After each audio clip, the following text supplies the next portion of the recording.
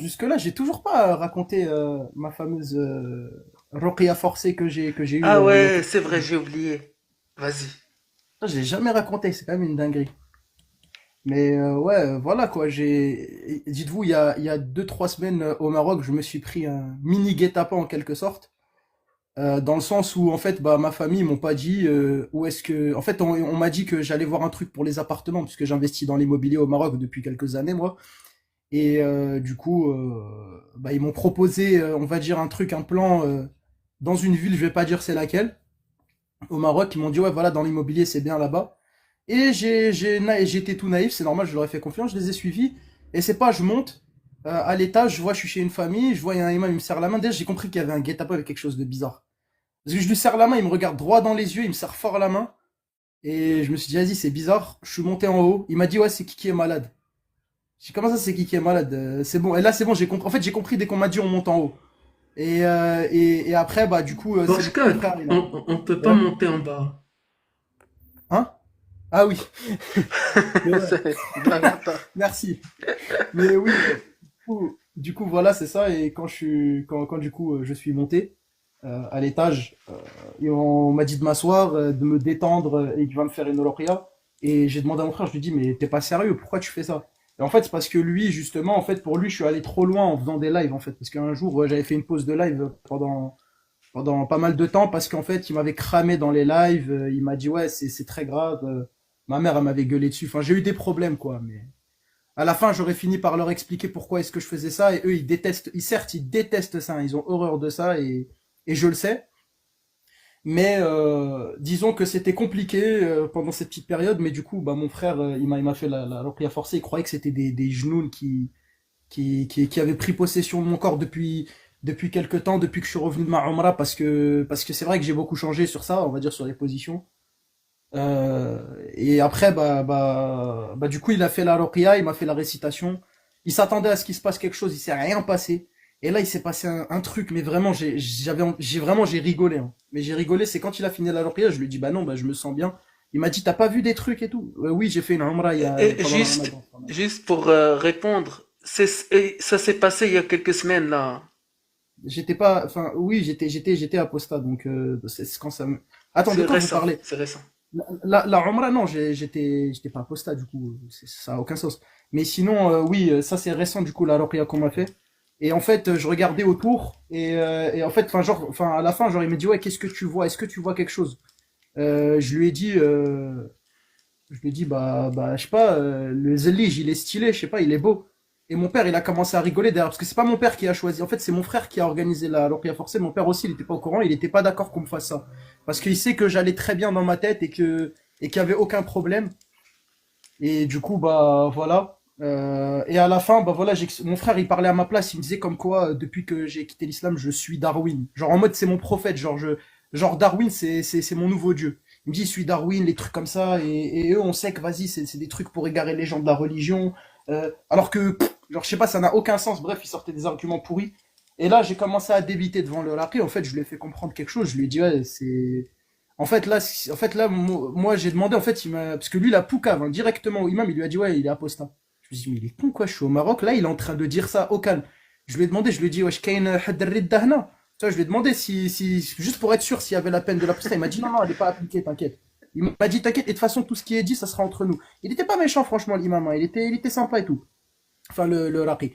Et du coup, à la fin, en fait, mon frère, il disait, ouais, mais vas-y, il commence à lui dire, ouais, mais lui, il se renseigne mal, il lit en français, le Coran, il lit sur Internet, du coup, ça veut dire, il se renseigne mal et il s'est fait égarer par des gens.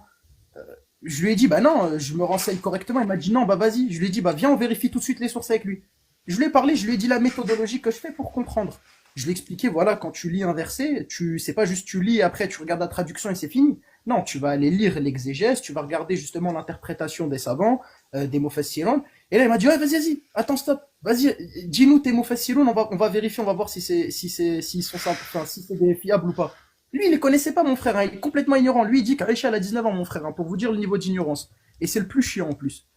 Et après, Il a bah, quel âge? justement, Il a quel il âge? a, il a 31 ans. Ah, ok. Et, euh, et du coup, justement, devant le raqi, du coup, je lui dis, ouais, voilà, Tabari, Ibn Kathir, Sa'di al-Baghawi, Jalalayn, Qurtubi.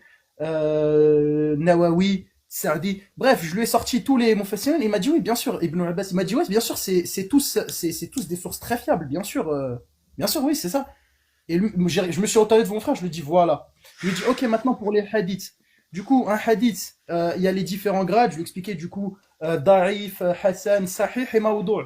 Je lui ai dit du coup pour les sources les plus fiables. Moi par exemple, je me renseigne sur Sahih Bukhari, Sahih Muslim, Sunan Abi Daoud, Sunan Ibn Majah et Sunan non, pardon, pas Sunan Ibn Majah, Sunan Nasa'i pardon, j'ai dit. Je lui ai dit est-ce que c'est des sources fiables? Il m'a dit bien sûr c'est des sources fiables.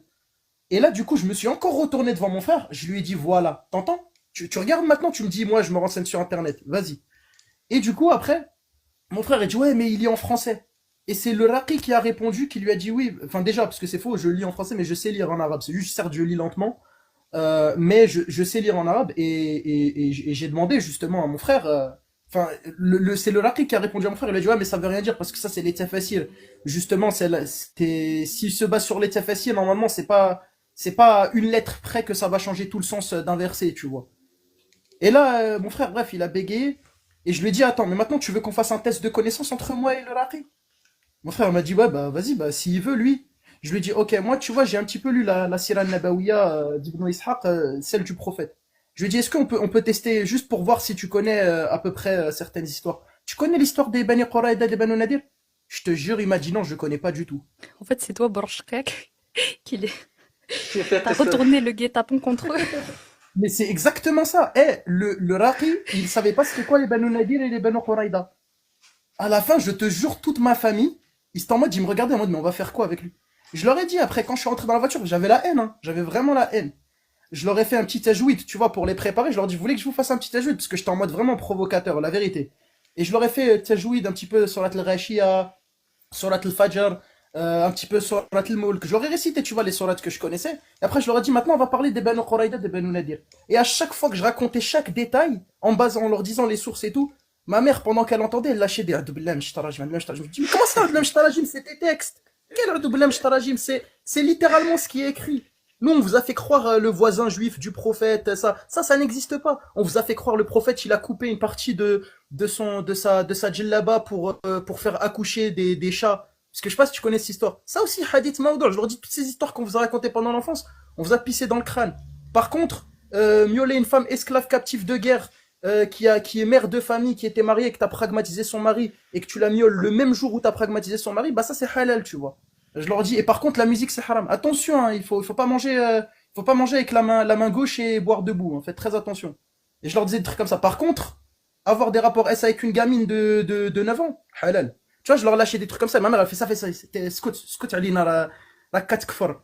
Je lui ai dit, bah, encore heureux, oui. Je lui ai dit, bien sûr. Alors, elle m'a dit, genre, tais-toi, t'es en train de chercher à nous égarer avec toi. Et je lui ai dit, ouais, bah, maintenant, à partir de maintenant, laissez-moi tranquille. Parce que moi, je vous ai rien fait. Et vous m'avez ramené jusqu'ici me faire une ruqya. J'ai rien demandé. Ils m'ont défoncé mes vacances pendant une petite partie. Et du coup, bah, j'ai retourné la situation. Maintenant, on me laisse tranquille, tu vois. Maintenant, on me laisse tranquille. Donc voilà. Et du coup, quand tu dis on te laisse tranquille, c'est-à-dire, on te parle pas de religion, il y a rien du tout, c'est C'est bon, fini. t'es. Ah, moi, ils me parlent de religion, maintenant, ils ont peur. Je te jure, ils parlent plus de religion avec moi. Tous. Je te jure, ils ont tous peur. Parce que, apparemment, des fois, c'est même moi, je dis, je te jure, une fois, juste dès que je dis, parce que je me rappelle mon oncle qui est complètement ignorant, il avait dit Nabi sur un truc, sur une histoire inventée, tu vois. Encore un hadith maudou. Tu vois, l'histoire du chat, là, l'histoire du chat qui a accouché dans l'habit du prophète, et le prophète, pour pas déranger la chatte qui a Ouais, ouais. accouché, il a Il a déchiré son coupé. habit. Ouais. C'est un complètement inventé. Je lui ai dit, ouais, mais ami, le hadith هذا ما كاينش, هذا راه موضوع. Je lui ai expliqué, voilà, comme quoi ça n'existait pas et que c'était un hadith inventé. Ma mère, elle s'est retournée, elle a commencé à me regarder, elle m'a lâché un sale regard. Elle m'a dit, c'est beau, c'est bon. Je lui ai dit, bah attends, je lui explique, tu vois, pour qu'il parte pas dans l'ignorance. Et elle m'a dit en privé, c'est la dernière fois que tu parles de ça, tu parles plus de, s'il te plaît, surtout ici, tu ne parles plus de rien, s'il te plaît. Vraiment, arrête de parler de religion, laisse ça. Je dis, ok, pas de souci. Mais maintenant, là, je suis tranquille. Ça, je te dis, je suis tranquille.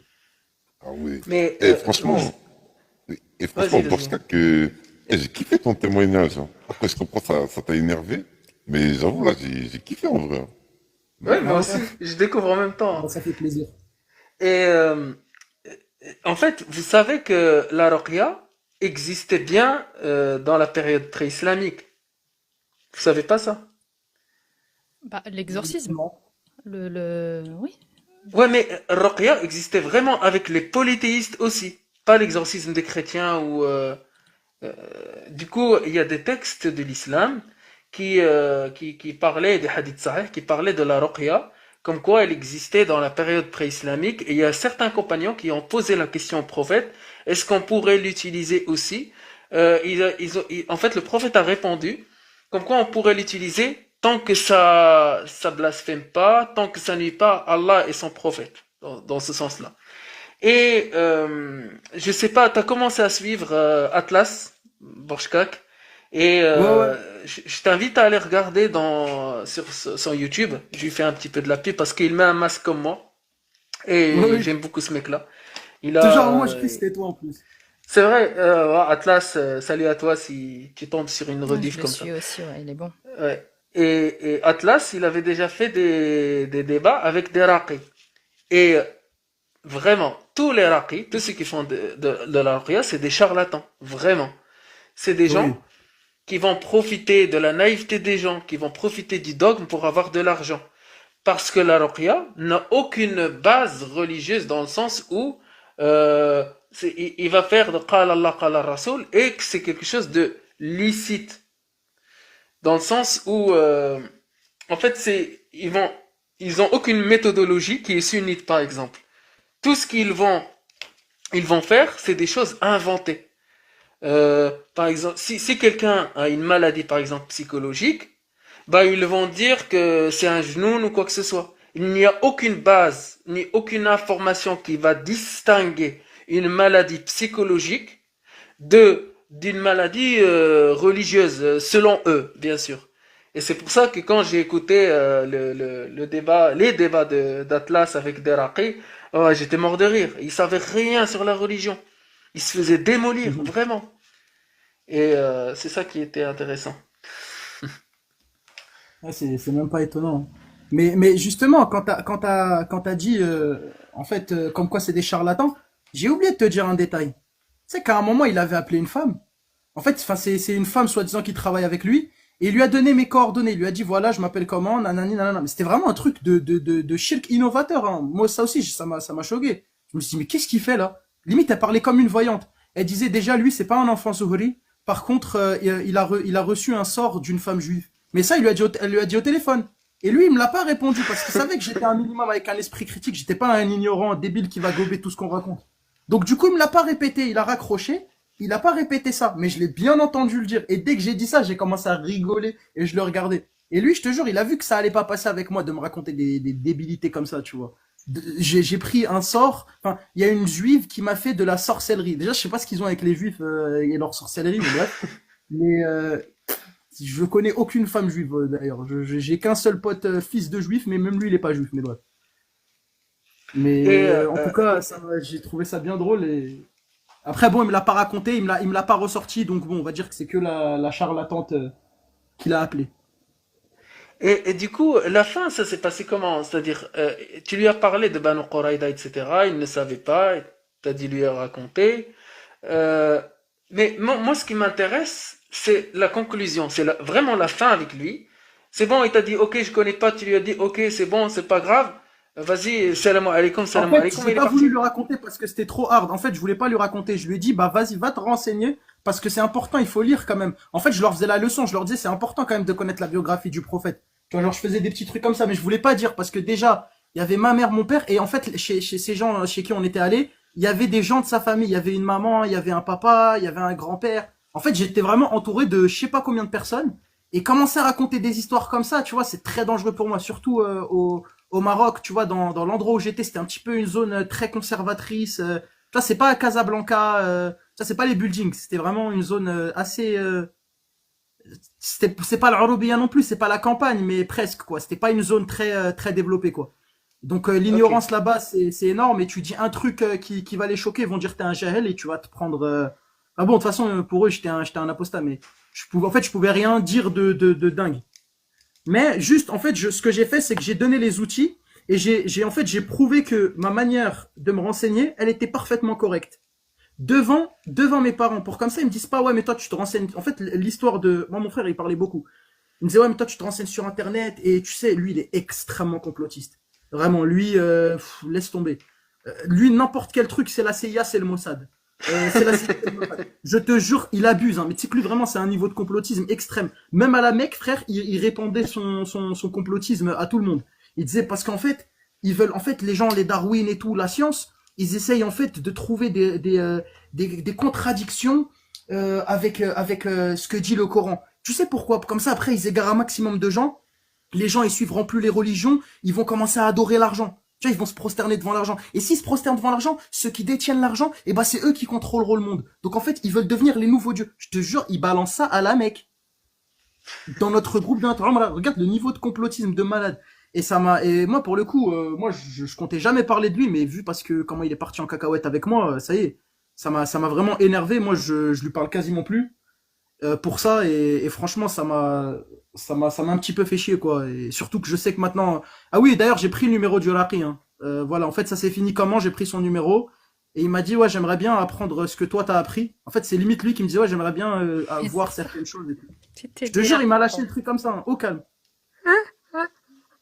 et lui il parle pas un mot de français ça veut dire on a parlé que en arabe Aïe, tu aïe, vois. putain. Mais attends, du coup, on peut l'inviter dans un live TikTok? Arabophone, du coup, Darija. Ah frère je suis chaud mais j'ai pas envie qu'il me crée des problèmes hein, parce que lui le problème c'est qu'il connaît mon frère il m'a sur WhatsApp. Juste, on y va tranquille. Moi, je suis chaud, hein, je suis chaud de malade, hein. Mais vraiment, j'espère que vous y allez tranquille parce que juste Bah, tu peux te un mettre en truc, neutre, hein, dans le ouais. sens où tu le laisses avec moi, et puis, non, je sais pas, en fait, faut que ce soit dans un live de Talout. Oh, tiens, on va en parler avec Talout prochainement, là, Vas-y. lors de la rencontre, là.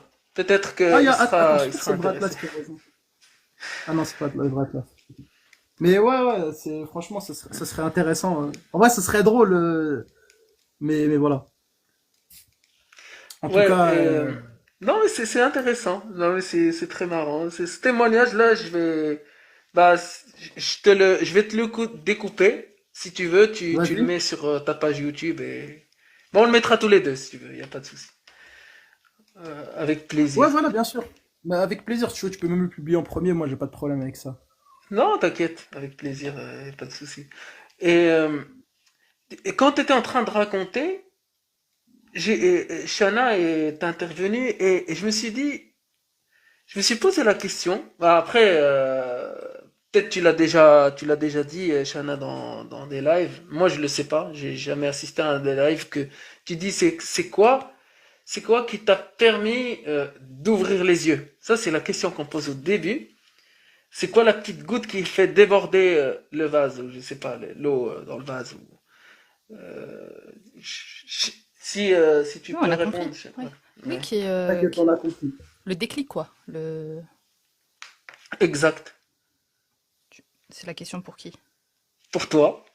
Moi? Ah, moi. Ouais. Ah, ok, alors moi. Bah, en fait, moi, c'est un cheminement, hein, c'est... Genre, je sais pas, je me suis pas réveillée du jour au lendemain et je me suis dit, ah, tiens, non, ou genre, je suis tombée sur un truc, oh là là.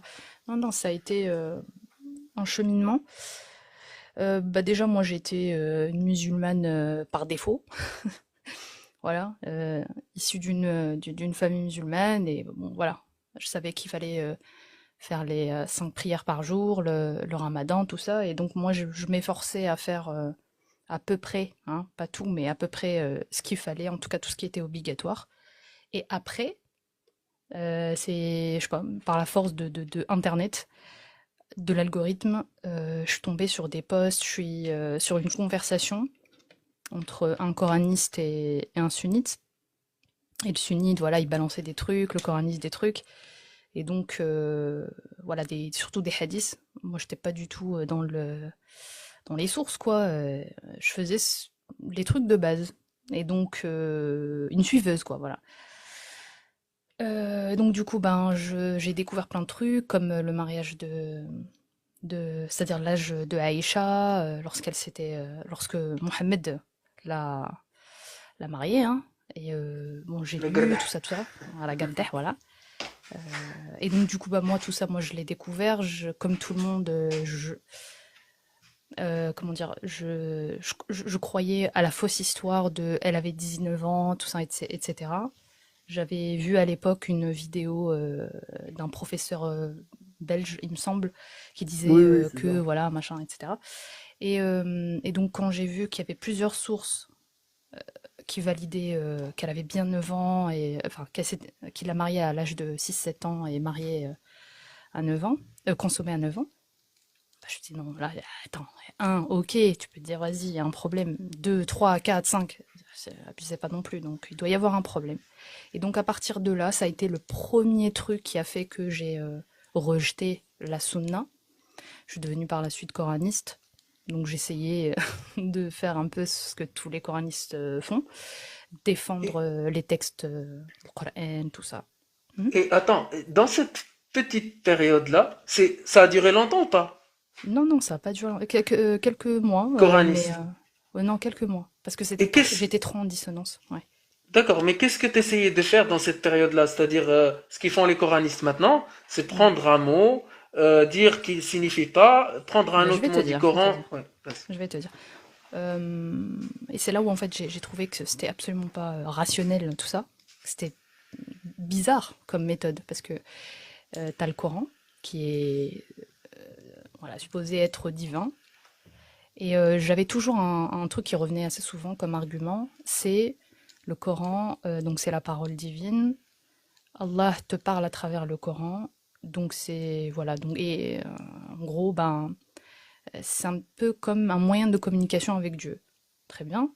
Donc du coup ben quand je tombais sur des versets où ça pas très problématique comme la violence, tout ça, la haine du mécréant, tout ça, alors que j'étais toujours dans l'idée que l'islam c'était religion de paix et d'amour quoi. Enfin en tout cas le Coran quoi. Voilà. Et donc du coup comme moi voilà et en plus dans cette période-là j'apprenais à comment dire. J'étais revenue sur la langue arabe donc j'apprenais un peu. Bon aujourd'hui je m'en fiche voilà mais en tout cas c'était une de mes motivations à l'époque pour essayer de comprendre le Coran. Et après ça, ben, du coup, bah, voilà, on me disait, t'es capable, genre, en gros, de le comprendre par toi-même, t'as pas besoin de tes faciles. Bah, du coup, ça flatte l'ego. Tu te dis, voilà, ouais, je vais être capable de comprendre ce que Dieu me dit. Et bah, quand tu tombes sur des versets, comme j'ai dit, problématiques, bah, c'est là où je butais.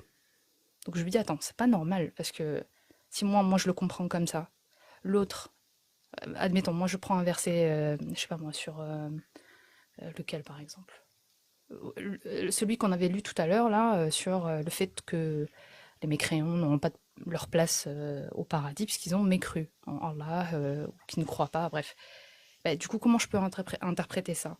Je vais changer carrément ou alors je vais essayer de faire une gymnastique intellectuelle pour essayer de conformer le mot que j'ai envie de mettre à la place de mécréant, non pas parce que je veux changer le mot, mais je me dis, c'est soit ça veut dire mécréant, soit ça veut dire autre chose, donc je vais aller dans l'étymologie des mots, d'accord, le squelette du mot, et je vais aller regarder un peu quelles sont les variantes. Comment je peux vraiment comprendre ce mot-là. Et ben, ouais, des fois non, je butais toujours, bah non, non, ça veut vraiment dire ça. Donc, je me dis, bah, si moi je le comprends, je veux pas le prendre comme ça. C'est-à-dire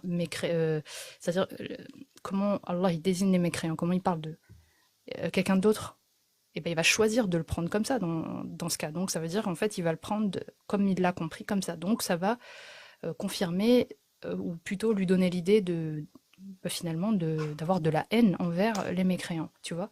Et moi, je vais être hypocrite et parce que ça ne me plaît pas, je vais changer. Donc vraiment, dans ce genre de choses, c'est ça en fait qui a fait que j'étais rentrée dans une grande dissonance. Et après, un jour, là vraiment très bref, hein, ce que je raconte, hein, mais c'est un long cheminement quand même. Quelques mois, mais ça a été quand même assez intense. Et surtout, voilà, il y avait un groupe, etc., avec qui je discutais, et donc je suivais de temps en temps. Je me dis quoi, c'est quoi? Il n'y a pas y a pas de centre d'études, il n'y a rien. On est là, on est entre nous, on dirait une secte. Enfin, c'était vraiment. Je, je disais souvent, j'ai pas quitté une secte pour rentrer dans une autre. Et je le dis toujours d'ailleurs. Et après ça, un jour, voilà, euh, vraiment basique, une journée lambda, bah, j'étais chez moi. Et là, et j'avais acheté j'avais donc le Coran sunnite, vous savez, avec l'édition Al-Buraq. Et ensuite, j'en avais un autre de Maurice Gloton. Voilà. Et donc, entre les C'est deux, qui il y ça, a Maurice Gloton? énormément de différences. Quoi? Au niveau de la traduction. C'est qui Maurice Gloton? C'est un traducteur de Coran. En fait, c'est une nouvelle façon une nouvelle traduction en fait, mais très très très édulcorée, hein, tu vois. Et vraiment, à peu près, je dirais pas, moi non, je sais pas si c'est la majorité, mais en tout cas, ça m'a été, comment dire, comment dire, comment dire. Voilà, on m'a dit si tu veux vraiment comprendre, voilà, ça c'est la meilleure. Si je peux me permettre, Shana, c'était une Ah, coucou! traduction. Putain, je Coucou, t'ai pas ma vu, belle. j'ai pas vu l'écran. Coucou, Ouais, liberté. c'était une traduction plus soft. Voilà, c'est ça. En fait, le Hmm. Daraba Hunna, il te le traduisait par Exactement. émettez un choc. Tu vois, ça passait, ça Voilà. veut dire frappez-les. Exactement. Et donc, voilà, donc merci. Et donc, cette traduction-là, très édulcorée, très soft, très bisounours, je me dis, mais. Et après, c'est là où tu as la spiritualité ou pas. Et moi, au bout d'un moment, ça y est, tout ça, ça commençait vraiment à. En tout cas, mon cerveau devenait de plus en plus rationnel. Et donc, je me posais de plus en plus de questions. Et donc, après ça, je me dis comment. Alors, et c'est là où c'est très important. Je me dis comment je peux être sûre que c'est la bonne traduction déjà. Partons de là, parce que j'ai deux Corans, mais qui disent complètement autre chose. Donc, c'est-à-dire n'importe qui peut venir donner sa version. Donc, Maurice Gloton, il a donné sa version, sa traduction. Donc, comment je peux me fier? J'ai pas le tonton d'Allah qui certifie que c'est bien validé, quoi. Voilà. Donc, c'est un mec voilà, qui a choisi de son chef, de son propre chef, voilà, de le traduire ainsi. Et bref, voilà. Enfin, bien sûr, il n'est pas seul, mais en tout cas, ça a été validé et c'est son nom qui apparaît dans le Coran. Même ça, c'est problématique parce qu'on a le nom d'un mec dans un livre saint. Bref. Et donc après ça, voilà, je regarde mes deux livres là au loin. J'étais sur mon canapé. Je vois sur le buffet là comme ça, genre je sais, genre la meuf studieuse qui étudie le Coran et ça, très fière de moi. Et là, je me dis mais attends, je vis en 2025. Je suis une meuf, voilà, voilà, je vis normalement, tu vois. Je fais rien de mal, mais quand je ne fais rien de mal, je ne me base pas, aujourd'hui, maintenant que je suis coraniste, je ne me base pas sur le Coran, puisque je n'applique pas vraiment ce qu'il y a écrit. Et maintenant, qu'est-ce que je fais avec ces versets problématiques?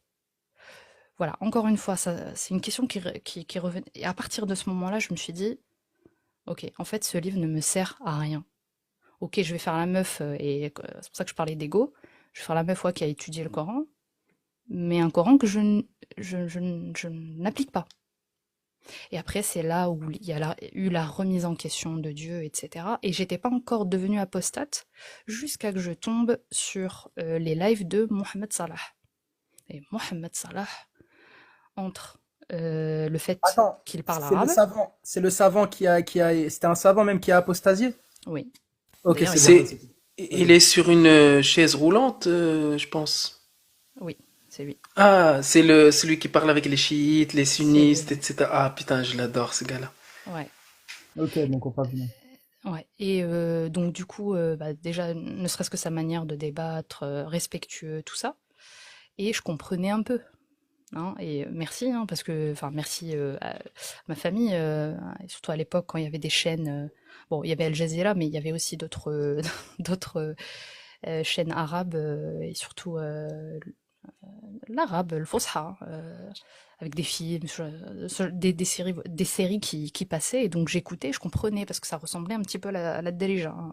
Par moments, je reconnaissais quelques termes, et donc ça va, j'arrivais à suivre, et par moments, moi, je demandais à ma mère qu'est-ce que ça voulait dire, et est-ce que on est bien d'accord qu'il a dit ça, ça, ça. Alors des fois, elle me confirmait, des fois, elle m'expliquait, et oui, d'ailleurs, ma mère, je l'ai embarquée avec moi là-dessus, parce que bah, elle est apostate également. Donc, Non! ça a C'est été. vrai ça? Mais oui. C'est toi qui l'avais embarqué, c'est toi qui l'as Alors fait moi, apostasier. alors non, enfin, je l'ai embarqué d'abord dans le coranisme et elle m'a embarqué dans l'apostasie. Ah ouais, ok. Non, ça c'est parfait. Ouais, Dinguerie, ça. c'est vrai. Et Excellent. elle m'a doublé. Elle m'a fait une doublette là. Incroyable. Voilà. Ensuite, qu'est-ce qui s'est passé? Bah voilà, après Mohamed Salah, j'ai découvert, bien sûr, par la suite, grâce à la force de l'algorithme toujours, Hicham Nostic. Et Hicham Nostic, il y a eu tout un tas de personnalités, voilà.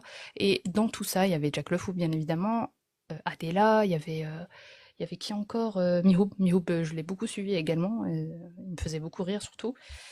Ça Et fait un les an, après. débats, les débats, les débats, je les ai je les ai mangés les débats. C'est-à-dire que nuit et jour, c'était ça. Et après, au bout d'un moment, c'est bon. Je me dis non, là, il faut que.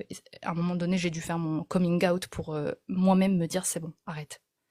Attends, Mais ça date d'il y a combien de temps, juste pour savoir? Désolé si je te coupe. il y a quoi? Il y a combien de temps exactement? C'était alors officieusement, c'était aux alentours de septembre 2023 et officiellement janvier 2024. Voilà. Ok. Et juste un truc, Shana, qui va te faire plaisir, parce que tu sais, moi j'ai écouté les débats de Hicham Nosik depuis des années, depuis 2019, même voire 2018. Ouais. En fait, j'écoutais pour écouter, je me dis ça m'engage à rien. Je pense que tu m'as déjà entendu parler de mon témoignage chez Amir, tu y étais. Et c'est ce que j'ai dit à Talout, parce que Talout, il est venu dans mon live il y a 2 jours, dans le dernier Mhm. live, et je lui ai raconté que c'était grâce à lui que j'ai créé TikTok, que c'était grâce à lui que j'ai découvert Amir, etc. Et c'était grâce à Hicham Noussi que j'ai découvert Talout. Hmm. Et il y a une personne, en fait, j'ai rencontré Amir, Amir Aposta, Mhm. vendredi dernier, il y a 3 jours. Je l'ai rencontré, il y avait un gars avec moi, qui travaillait avec moi, c'était un pote. Et ce gars-là, c'est celui qui m'a fait découvrir Shana, il y a à peu près un an. Vraiment. Bah écoute. On travaillait ensemble, il savait que j'écoutais Hicham Nostik, il m'a dit, tiens, bah il y a quelqu'un qui fait les débats, qui fait des lives, etc. sur les plateformes, etc. mais en français. Et c'est là où je t'ai découvert. Et justement, je regarde la photo que j'avais prise dernièrement avec lui, et Amir, etc. Et je me dis, bah ouais, c'est la même personne qui m'a fait découvrir Shana, et c'est pour ça que je voulais te la raconter. Ah bah Et, écoute. mais quand j'écoutais tes lives, bah là, j'ai la même réaction. Je me dis, bah après quelques mois seulement, bah voilà, on se parle et tout, on est dans le même live, on partage les mêmes idées, etc. Et ça fait vraiment plaisir. Et ça, c'est les gens en fait qui ont par exemple des ambitions, des choses à faire, foncez vraiment. Petit à petit, bah vous allez vraiment avoir les choses que vous vouliez dans tous les domaines, vraiment dans tous les domaines. Et c'était juste un petit exemple et Bah une petite merci, je anecdote. savais pas. Bah écoute, j'apprends. Bah merci à ton pote, hein, c'est cool. C'est cool. Bon, c'est bien. Bon, au moins, enfin moi après j'ai arrêté les débats, mais c'est vrai qu'à l'époque j'étais assez active. Ça me plaisait bien. Et puis après trop de toxicité, je voulais un peu me préserver là-dessus. Et puis c'est très bien. Enfin, je veux dire après, comme toi par exemple, t'es très compétent. Borchkak aussi. Je suis impressionnée vraiment par. Et vous faites vraiment un bon duo aussi. Mais vraiment, vous faites en fait, je laisse à ceux qui maîtrisent le débat, en fait. Et quand je peux voilà, encourager. Et c'est bien de soutenir là-dessus parce que il faut, surtout en ce moment.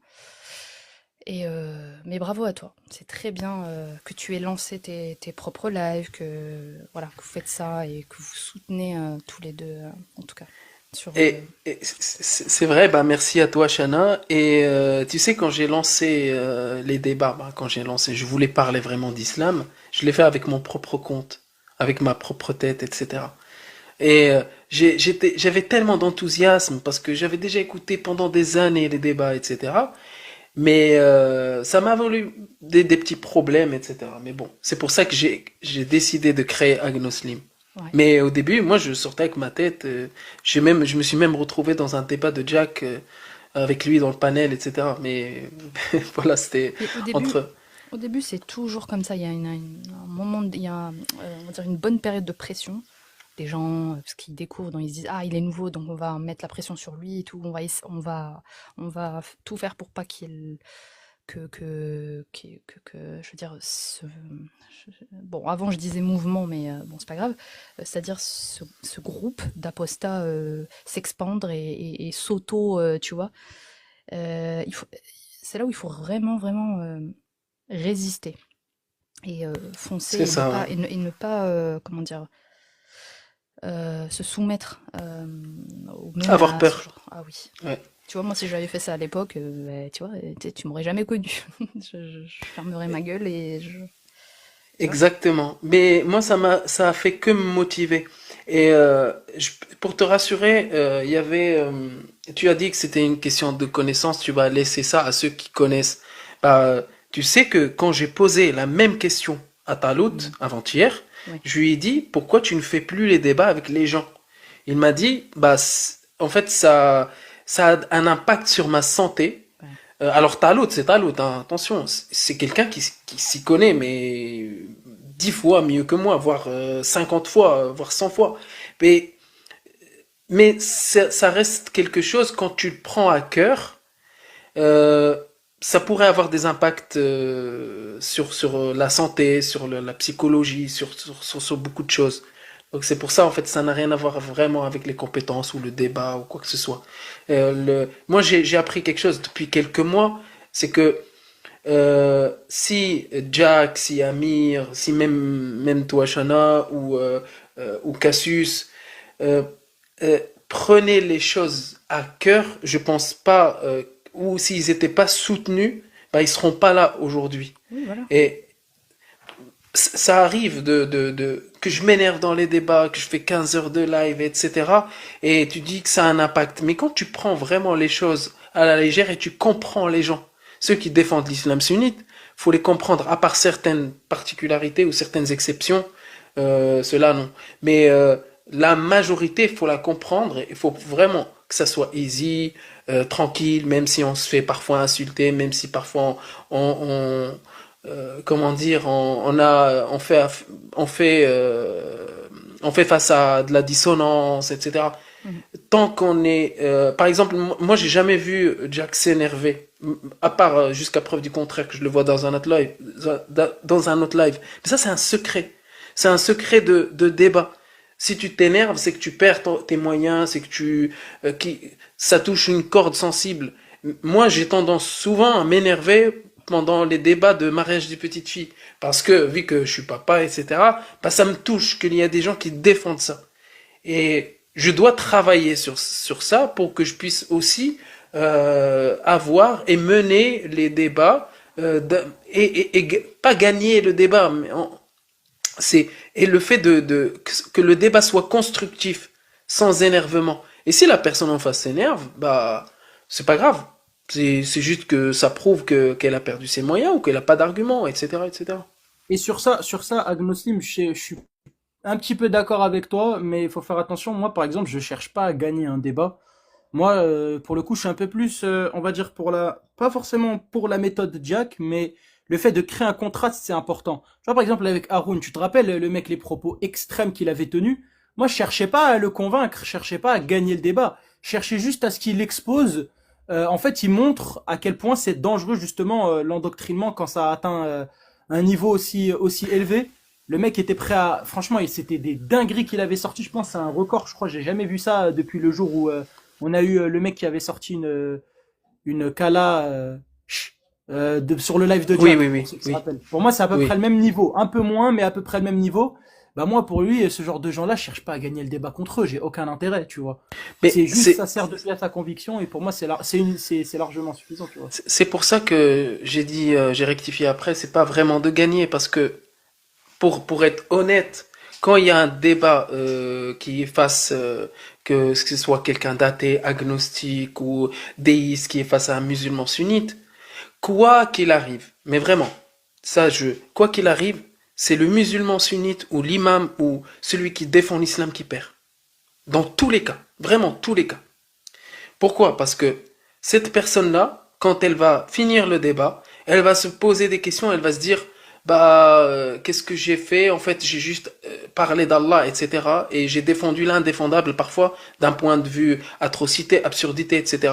Mais celui qui est athée, ou celui qui est agnostique, celui qui est déiste, celui qui a vraiment défendu des valeurs humanistes, il va dormir tranquille, même s'il a perdu le débat. Et ça fait quoi? Le lendemain, il va recommencer encore un autre débat. Ouais, mais attends, il s'est pas justifié et si c'est pire de marcher sur un bébé ou marcher sur un caca. Attention. C'est ça, la grosse différence. Et quand tu fais un débat, moi quand je débat ou quand je parle avec une personne, je parle avec cette personne-là, mais je m'adresse plus aux gens qui écoutent. Parce que là, ça, je l'ai découvert dernièrement, les gens qui écoutent, la plupart écoutent en silence et ne réagissent pas. Ne réagissent pas, mais ils écoutent et ils utilisent leur sens critique, même des musulmans. En fait, pourquoi? Parce qu'ils sont pas dans une position de défensive. En fait, ils font qu'écouter. Mais même si la personne qui débat avec toi tient une position défensive, elle défend l'indéfendable parfois, entre elles-mêmes, quand elle va arrêter le débat ou quoi que ce soit, elle va se poser des questions. Elle va se dire, en fait, est-ce que il n'y a pas parfois une possibilité que ça soit faux? Il n'y a pas parfois une possibilité que ce soit une parole humaine? C'est forcément, elle va se poser ces questions. Vraiment. Mais devant toi, devant des gens, dans des lives, elle ne va jamais adopter ce comportement. Exact. Et la plupart des gens, quand ils apostasient ou quoi que ce soit, ils apostasient pas du premier coup. Vraiment, à part Borchka qui est précoce, mais je rigole. Ouais, c'est pas Et, d'un coup, ça a duré quand même une semaine et demie. ouais, Vraiment, mais une semaine et demie, la tu te fous de ma gueule. Il y en a que ça a duré des années, voire toute leur Ouais, vie. ouais, c'est vrai, c'est vrai. Et c'est pour cette raison que il y a plusieurs personnes qui montent dans les lives. Ils montent une fois, deux fois, trois fois, quatre fois, et à chaque fois ils changent de personne. Parfois ils montent avec Casus, avec Jack, avec Ami, avec moi, et parfois ils tournent dans tous les lives d'Aposta pour défendre l'islam. Et au bout du cinquième, sixième live, ça arrivait à plusieurs personnes que vous connaissez peut-être, et que ils se disent à la fin, en fait, c'est bon, j'ai craqué, c'est bon, j'ai apostasié, j'ai trouvé qu'il y avait tellement d'incohérences, il a trouvé que il apprenait pas des choses avec les musulmans sunnites, dans les lives musulmans, il se faisait jarter, et que dans les Attends, lives d'apostat, il y a on un cas l'écoute. particulier, c'est vrai que je vois des commentaires, juste sauf Idriss. Ça, par contre, c'est un cas particulier. Ouais, mais Idriss, c'est un musulman cute, à part s'il a changé, mais Ah, il se dit Idriss. sunnite, bon, après, bon, laisse tomber. Il se Idriss, dit c'est quoi? sunnite, mais il doit aller débattre avec les sunnites, parce que je pense pas qu'il aura Ah, le il se prend des bienvenu. maxi pressing, hein. Tu vois, Kalima Taïba, Farnakos et tout, ils lui disent arrête de monter dans l'œuf d'apostat, t'as aucune science. Et à chaque fois que tu montes, tu nous décrédibilises. Et en fait, je comprends pas. C'est vrai, des fois, je me dis, je sais pas, en fait, pourquoi il reste autant dedans si il monte à chaque fois pour. En fait, il monte. En fait, je sais pas, on dirait un perso d'animé, tu vois, le perso qui est déterminé, qui veut pas lâcher, qui fait que de perdre, mais il veut que continuer, tu vois. Je sais pas pourquoi il fait ça. Mais bref. Par rapport, je sais pas s'il est là. Je préfère parler de lui quand il est là, comme ça en face. Il y a Voilà, ouais, en vrai, pas t'as de, raison, t'as raison. Même ouais. moi, ça avec plaisir s'il est dans le live, je le fais monter, mais parce que j'ai déjà parlé justement plusieurs. Enfin, en fait, je l'ai déjà vu plusieurs fois justement même parler avec Farnakos et tout, et en fait, c'est juste ça, j'ai juste dit les remarques qu'ils lui font en général, mais en tout cas, c'est avec plaisir s'il veut monter. Mais tu sais, la team PDF, Arnakos, Lams, Von Reich, tout ça, c'est des gens, en fait, qui nous aident, vraiment. Qui nous aident à justement montrer ce contraste et montrer aussi le fait qu'il y a des gens qui prétendent être musulmans, mais qui ne veulent pas parler d'islam. Moi, je trouve ça important. C'est vrai que c'est incroyable ça. Ouais. Et ça existe partout. Même dans les débats arabophones, t'en trouves. Moi, j'ai un problème avec les gens qui sont irrespectueux. C'est ceux qui sont mal élevés, qui montent et qui insultent et qui ont une malhonnêteté. Mais j'ai pas de problème avec Van Reich ni Lams parce que jusqu'à preuve du contraire, on m'a pas, ils m'ont pas insulté. Ils m'ont pas insulté, ils m'ont pas. Après, t'en as un parmi eux, il est très irrespectueux, je trouve. Il parle très mal LFTR. Lui par contre, je le trouve très. Je lui ai jamais parlé, je pense. Je me rappelle pas. Ouais, mais lui, à chaque Et fois qu'il parle, même, il parle de. En fait, je sais pas, j'ai l'impression que c'est le plus inutile. Lui, même, c'est celui qui dit je m'en fous de ta rhétorique, je m'en fous de ta rhétorique. Et après, il te spamme des questions qui n'ont rien à voir avec la religion. Bref, en tout cas, c'est vrai qu'il y en a, ça va, tu vois, ça passe. Moi, par exemple, l'âme, ça me dérange pas, mais bon, ça dépend, mais je trouve ils sont quand même lâches parfois sur leur technique, mais après, ça ah c'est. oui, la lâcheté, etc. J'ai pas de problème avec ça, hein. Oui, ils le sont. Mais je pourrais parler avec eux. Mais les gens mal élevés, moi, je leur parle pas. S'ils m'insultent, bah, en fait, je les insulte tout simplement. Bah, après, c'est pas la meilleure des idées, je pense. Je pense que quelqu'un, il m'insulte, en vrai, surtout sur TikTok. Le mieux, bah, justement, en fait, encore plus exagéré sur le contraste, tu vois. Moi, Ah, je trouve ça tu sais, je les insulte pas sur mon live, mais s'ils m'insultent dans leur live, je les insulte. Vraiment, moi, je le dis, hein, je me laisse pas faire dans leur live. Mais par exemple, si quelqu'un il monte juste pour insulter dans mon live, je vais le, comment dire, je vais l'agrandir et je vais dire ouais, c'est bon, t'as fini, on peut parler maintenant, on peut échanger. Mais si on me fait monter dans un live, on me mute, on me laisse pas parler, on m'insulte, bah une fois que j'ai l'occasion, je les insulte. Tu vois ce que je veux dire? Parce ils m'ont pas fait monter pour parler. c'est le côté marocain qui ressort, ça. Ah ouais. Et excuse-moi, la liberté, je t'ai pas donné la parole. Ça va Inès? Il n'y a C'est pas de Inès, c'est ça? souci, je vous écoute, Ouais. c'est très important. C'est pas vraiment C'est il a. très intéressant en tout cas. Ouais, je sais, t'inquiète, je connais son prénom. Il y a pas de. Mais je dis Inès parce que c'est son pseudo. Ça va depuis le temps, depuis que je Ouais, franchement, t'ai, oui, alhamdoulilah, ça va beaucoup ça mieux. s'est arrangé depuis que je t'ai Shukru écouté. lillah. T'avais demandé à ta sœur de parler chez Alibaba ou chez Cassius, je sais plus. Ah ouais, non, mais Euh, elle veut pas, Elle est encore franchement, en, elle est encore, non, elle veut pas comprendre, je sais pas. Elle m'a c'est dit normal, même, c'est franchement, l'endoctrinement. ben, ici, on est un petit peu en froid parce qu'elle m'a dit, c'est pas qu'on est en froid, mais je vais lui reparler. Elle m'a dit juste, bah, t'as quand même des propos fascistes, en fait.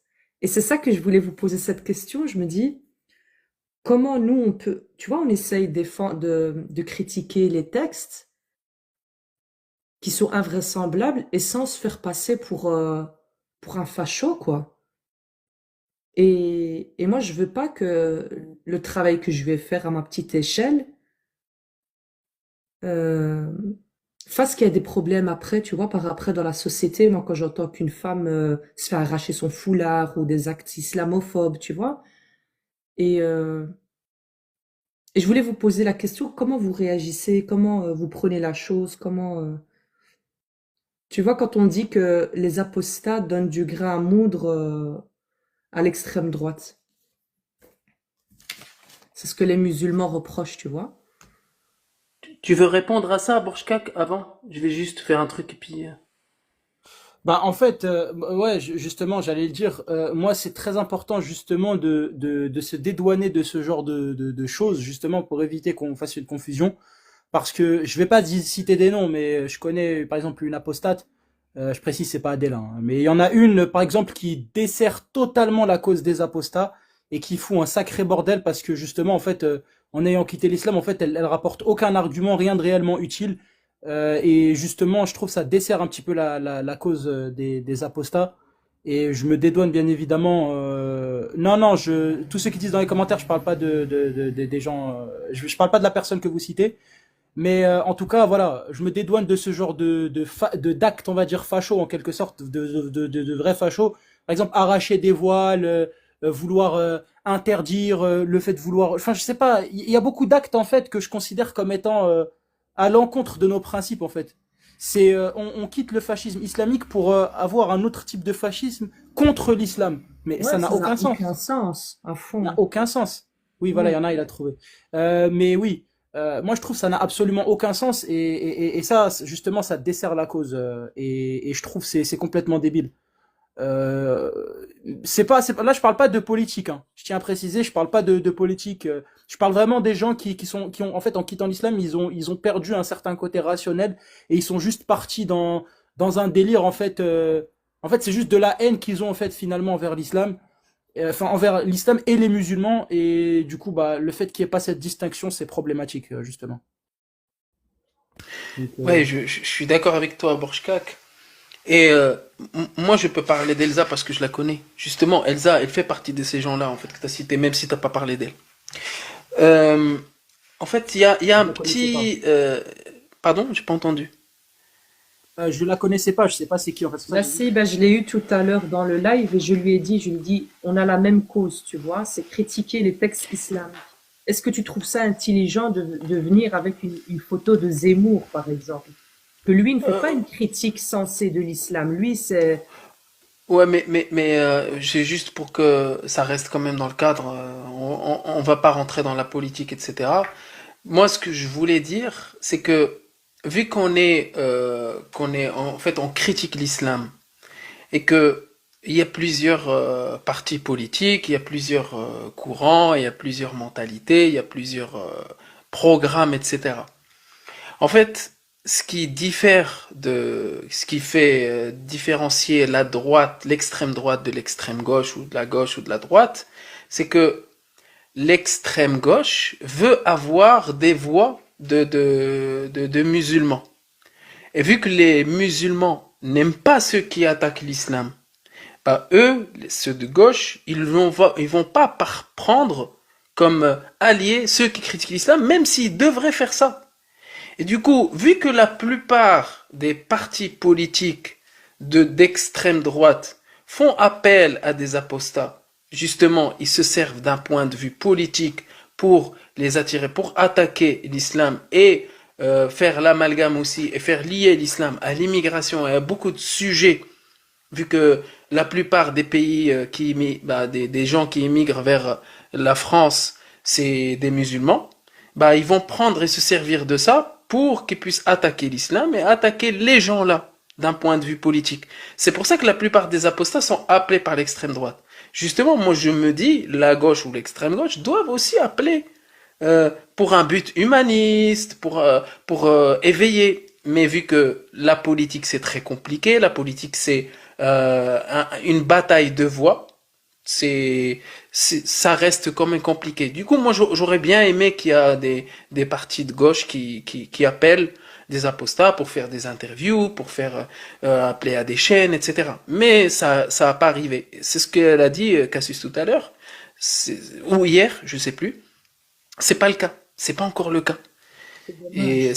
c'est pour ça. Mais si moi je peux juger Elsa sur ses propos, je la respecte, hein, je respecte sa personne, parce qu'elle m'avait invité dans son live, je l'ai invité dans le mien, et, j'ai laissé la liberté d'expression, mais je ne l'ai jamais entendu parler de texte de l'islam. Je vois ex-musulmane, je vois l'association des ex-musulmans, mais la critique des textes, c'est pas son truc. C'est mon point de vue, parce que je l'ai remarqué, dans ces lives, ça parle que de politique, droite, extrême droite, extrême droite, extrême droite. Ça ne parle que des gens, ça parle que de l'immigration, ça parle vraiment des problèmes de l'extrême droite. Bah moi, en fait, ça m'intéresse pas. Du coup, si Mais ça... ça nous dessert en fait, Agnosman, oui, tu vois. exactement. Ça nous dessert vraiment quand tu vois les musulmans qui se braquent complètement, qui te disent non, pourquoi vous leur parlez, pourquoi vous leur donnez une tribune, tu vois. Et il faut quand même trouver une solution à ça en fait, pour pouvoir avancer. Moi, en tout cas, je pense, tu vois. Ah, Mais ouais, vas-y, Bosch. tu vois ce qu'elle a dit, c'est intéressant, et ce que tu as dit aussi, parce que justement, moi, ça, la première fois, j'ai remarqué, parce que quand je venais d'Apostasie, je monte un petit peu chez les lives on va dire, de ceux, par exemple, qui sont très de droite et tout. Et en fait, j'ai vu qu'il y a certains apostats chez eux. En fait, ils parlent beaucoup d'immigration, ils parlent beaucoup de politique, de oui, le voile. En fait, je me rends compte qu'ils parlent pas du tout des textes. En fait, j'ai l'impression que, ok, on est dans la même situation, on est ex-musulmans, mais on n'est pas en fait, on n'a pas vraiment le même combat. On combat pas pour les mêmes choses. Eux, ils combattent des choses qui m'intéressent pas vraiment. J'ai eu la même réaction que toi, Agnoslim, hein. Quand je suis tombé sur ce genre de débat politique, ça m'a fatigué. C'était chiant. Genre, ça me fait chier. C'est pas intéressant. Et Je ça rejoins avance pas, en fait. complètement. C'est comme les débats chez les gens qui sont au PMU, là, qui sont là, ils parlent de foot, ils parlent d'Elon Musk, on en a rien à cirer, ça change rien. Ça fait pas bouger d'un poil, ça crée juste des problèmes. Et en fait, ça fait l'effet inverse. C'est que ça crée de la haine plus qu'autre chose. Et ça crée de la division, et ça fait qu'en fait, le combat, il a aucune légitimité. En fait, on perd en légitimité, en quelque sorte, dans notre Ben, c'est combat. ça quand on voit que le travail de Cassius, ici, il a été complètement, tu vois, il a été attaqué alors elle est pas du tout islamophobe ou quoi que ce soit, tu vois. Exactement. Après, Cassius, elle, franchement, c'est vrai que la calomnie qu'elle a subie, genre, même un pote à moi qui l'a découvert, hein, il a découvert Cassius, et il a découvert avec moi et tout, et lui, au début, il l'aimait pas. Après, il a commencé à vraiment apprécier le personnage parce qu'il a vu que c'est pas ça n'a rien à voir avec ce qu'on raconte sur elle. Et il a retourné sa veste parce qu'en fait, c'est pas il a retourné sa veste, mais il s'est dit, ah, en fait, c'est une facho. Pourquoi? Parce qu'elle était soutenue par des personnes d'extrême droite dans son combat, enfin, pour le truc du Z-Event. Parce que je lui ai dit, ouais, mais elle, tu l'amènes avec n'importe quelle de ces personnes en débat, elle les détruit, tu vois. Même si c'est des gens d'extrême droite, c'est juste que bon, bah, c'est pas l'intérêt, elle est pas venue pour débattre avec eux. Mais il dit, ouais, mais parce qu'elle est soutenue par eux. Oui, bah, ça s'appelle de la récupération et c'est ce que j'essaie de lui expliquer, mais que c'est pas du tout son combat. Et je trouvais ça triste en fait, c'est que maintenant avec avec les réseaux sociaux, c'est facile en fait de mettre une étiquette à quelqu'un, et là on l'a fait passer pour une facho d'extrême droite, et je trouve ça triste. Parce que quand t'écoutes, bah, en fait, ce qu'elle prône dans ses lives et ce qu'elle dit, c'est tout le contraire. Il y a beaucoup de libéralisme, et justement un appel à l'esprit critique. Et sur ça, je suis bien plus d'accord qu'on fasse ça plutôt que d'interdire, tu vois. Interdire pour interdire de manière sélective, ça n'a aucun sens. Ouais, c'est ça. Après, bon, c'est un sujet à part. Et moi, ce que j'aurais bien aimé savoir, la liberté, le dernier témoignage ou le dernier live où t'es monté, t'as parlé de violence conjugale, je pense. Est-ce que ça va maintenant Ouais, ouais, et comment franchement, ça a ça va. évolué? Ben écoute, ça va. Ici, mon mari, on a essayé d'avoir une discussion claire. Parce que je lui ai bien fait comprendre que moi j'ai vraiment quitté l'islam. Lui, ça lui fait mal, tu vois, mais je comprends tout à fait. Mais je lui dis, voilà, maintenant pour les enfants et tout, je veux que tu comprennes que pour moi, voilà, c'est fini. Il n'y a plus rien entre toi et moi. Le temps que voilà, c'est pas un épisode facile, hein, d'apostasier, de quitter l'islam. Tu vois, il te faut des nouveaux repères. Et là, je lui dis, écoute, laisse-moi le temps que je rebondisse, et voilà. Et là, franchement, je suis bien. Voilà, tout est tiré au clair, et voilà. D'accord, très bien. Bon, c'était un live témoignage vraiment qui très très sympa. Au début, Borchka, Kshana, Liberté. Ah, très bien. Et ouais, C'est cool alors. Moi, j'ai bien aimé l'anecdote avec le guet-apens qui s'est retourné contre eux. ouais, Jusqu'à c'est que ça. même l'imam, c'est un imam. Bon, en tout cas, Oui, le enfin, raqi. c'est un raqi, mais oui, effectivement, il a étudié justement. En fait, il prêche aussi dans des mosquées, donc oui, on peut dire que c'est un imam en soi. Enfin, au Maroc, je sais pas comment ça se passe, mais Tu il lui as prêche pas dans les demandé mosquées. combien il s'est fait payer? Bah, en fait, justement, en fait, ce que j'expliquais, en fait, justement, je crois il s'est même pas fait payer tout court, hein, parce que moi, en fait, j'ai mis la pression dès le début. En fait, dès que je venais d'arriver, en fait, je leur faisais comprendre que c'était un truc de charlatan qui servait à rien avec moi. Et lui, en fait, il me disait non, non, mais t'inquiète, calme-toi, tranquille, ça va bien se passer, y a rien, tranquille. En fait, il était convaincu que j'étais malade. Et je lui dis ouais, les trucs de charlatan comme ça, en fait, je lui expliquais quand je venais de rentrer, comme quoi moi, ça c'était des trucs que j'aimais pas. C'est normal, j'étais un petit peu furieux parce que genre, je venais de rentrer et je vois en fait, on me fait un guet-apens. On m'a dit que c'était un truc, on allait voir des trucs pour l'immobilier, pour investir. Au final, je tombe sur un imam qui veut me faire un exorcisme. Je me dis, mais c'est quoi ce bordel? Et je vois, il y a tout le monde autour de moi, tu vois. Mais à la fin, ouais, il a pas demandé d'argent. Donc ça va. En vrai, il était honnête, la vérité. Il était pas méchant, en vrai. Quoi? Bah, si il est venu et qu'il s'est déplacé, c'est qu'il a déjà été payé. Ah, peut-être. Non, oui, Ok, peut-être ils lui peut-être. ont donné une petite baraka, hein, tu Bah, vois. bien Peut-être. sûr. Tu Oui, crois oui, qu'il c'est va vrai. venir comme ça? Ok. Ok, ok, ok. Et Bah, c'est si t'as son toujours par numéro, tu lui surprise, dis. hein, Borchak, les Ruqya. On te Non, prend mais toujours par surprise, tu comprends pas ce qui se passe. Oui, bah oui. c'est ça, mais vu que t'as son numéro, tu lui dis, bah, il y a quelqu'un en fait qui a apostasié, etc. Bah moi j'ai un doute et que combien tu fais la ruqya, il va te répondre, hein. Ok, ok. Ah, putain, imagine, il vient, il veut te faire une ruqya. Surtout à toi. Sur moi? Non, imagine, je lui dis, ouais, genre en te passant ton numéro, je lui dis, ouais, lui, là, non, en vrai, non, Ah ouais, mais risque de tu trop. sais, ça c'est pas bête parce que il y a une vidéo de Rolemi. Je pense pas que tu connais. Shana, je pense que tu connais Rolemi. Ouais. Et Rolemi, il avait partagé une vidéo YouTube d'un live TikTok où il a parlé à un raqi. Il a fait semblant qu'il était ensorcelé ou possédé par un genoun, etc.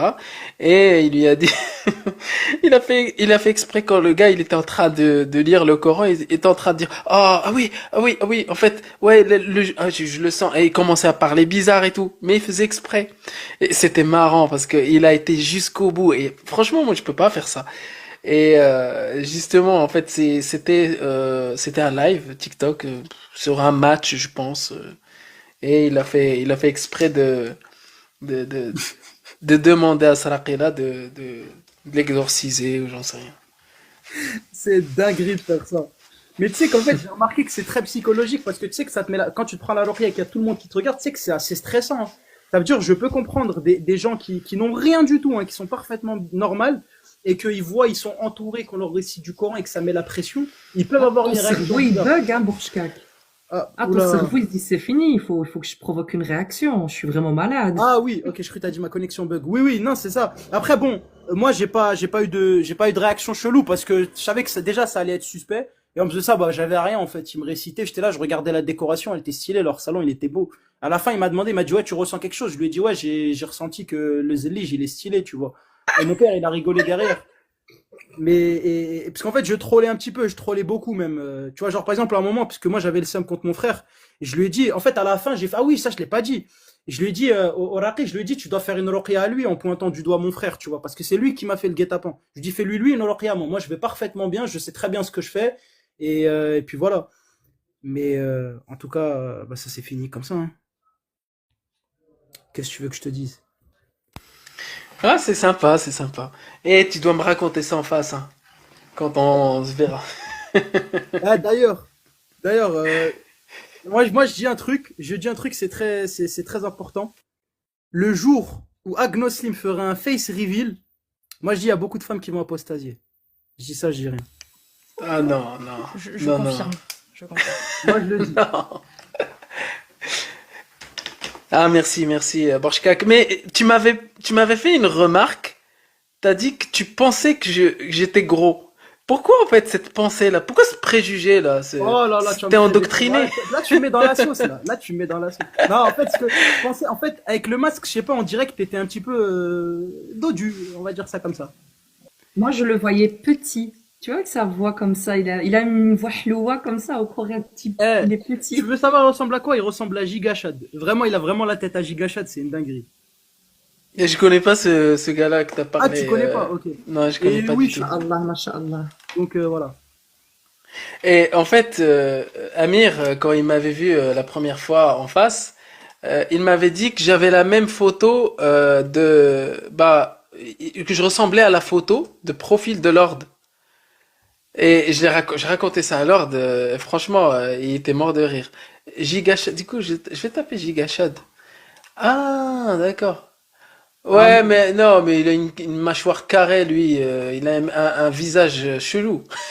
Merci. alors que lui, c'est un mème. Lui, c'est plus un mème. Il est un petit peu photoshopé, mais Mais dans l'idée, tu c'est ça. sais, vu que tu coach sportif, bah, j'aimerais bien que je reprenne en main, que je me reprenne en main grâce à toi.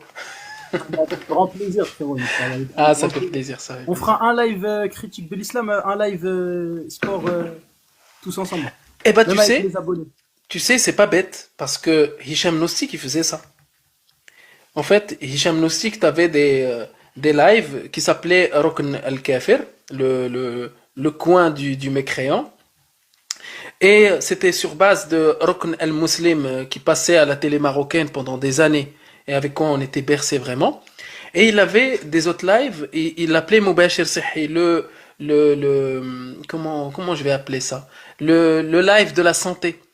Et il donnait beaucoup de- vu que c'est quelqu'un qui fait de l'hypermarathon, qui était vraiment très sportif, qui est vraiment très sportif, il faisait quoi? Bah, il partageait son expérience de nutrition, il partageait son expérience de, comment dire, de comment il fait le sport, comment il préparait ses hypermarathons. Et même les derniers lives de santé, c'était par rapport à la musculation, comment il faisait la préparation physique, comment il se nourrissait, comment il faisait des tests pour la microbiote, les intestins, etc. Ces lives, vraiment, je les écoutais, sont très très intéressants. Il a même fait des lives de... ça, ça c'est un pourtant particulier parce que il l'a appelé Hubb Qalbi. L'amour de mon cœur, ou l'amour de ma vie, ou je sais pas en français.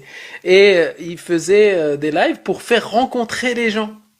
C'est comme si c'était un site de Ah oui, rencontre pendant un live. un Et live dating. Ok. voilà, c'était un live dating. C'était caméra exigée pour la personne qui voulait se présenter.